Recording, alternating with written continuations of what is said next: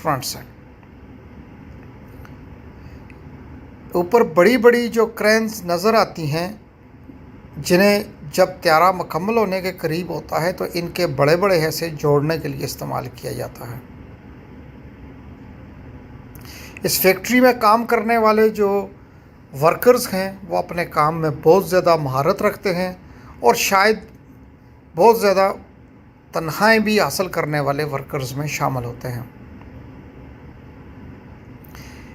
यहाँ पर काम करने वाले या इसमें जो आने वाले जो विज़िटर्स हैं उनके लिए कुछ कवायद और ज़वाबित भी हैं। यहाँ पर पीपीई का पहनना बहुत ज़रूरी है, जिसमें ख़ास किस्म के जूते होते हैं।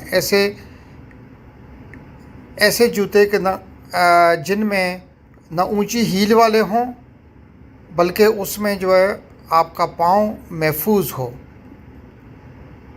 फैक्ट्री में आने वालों के लिए या काम करने वालों के लिए सेफ्टी ग्लासेस का पहनना भी बहुत ज़रूरी होता है।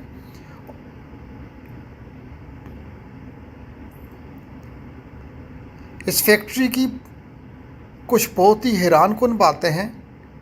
इस फैक्ट्री में हवा की आमदरफ्त का इंतज़ाम तो है, लेकिन इसमें एयर कंडीशनर का इंतज़ाम बिल्कुल नहीं है।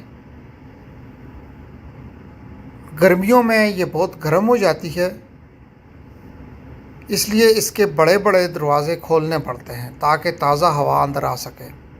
सर्दियों में लाखों की तादाद में रोशन बल्ब्स, बिजली की मशीनें और 10,000 अफराद के जिस्मों की गर्मी की वजह से इस फैक्ट्री का दर्जा हरारत नॉर्मल रहता है। यहाँ एक ख्याल ये भी बयान किया जाता है कि इस फैक्ट्री की बिल्डिंग इतनी बड़ी और ऊंची है कि इसके ऊपर के हिस्से में बादल बनते हैं, लेकिन ऐसा हरगिज़ नहीं है। जब पहला त्यारा बन रहा था तो इसी वक्त फैक्ट्री की तामीर भी जारी थी और उस वक्त इसकी एक दीवार मुकम्मल नहीं हुई थी। ख्याल किया जाता है कि इस नामुकम्मल दीवार से धुंध अंदर आकर जमा हो गई और वो एक बादल जैसा तासर देती थी। ये बिल्कुल इसी तरह है जैसे आपके करीब कहीं जंगल में आग लग जाए, इस तरह अंदर फैक्ट्री में धुंधलाहट पैदा हो जाती है। इस फैक्ट्री के अपने उतार चढ़ाव हैं।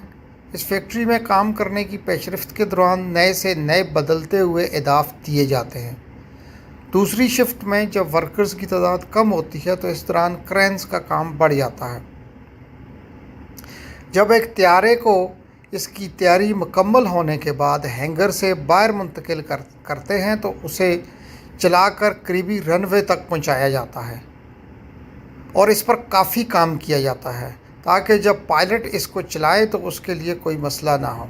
ये दुनिया की सबसे बड़ी इमारत ही नहीं बल्कि बेइंतहा हैरत अंगेज़ बातों से भी भरी हुई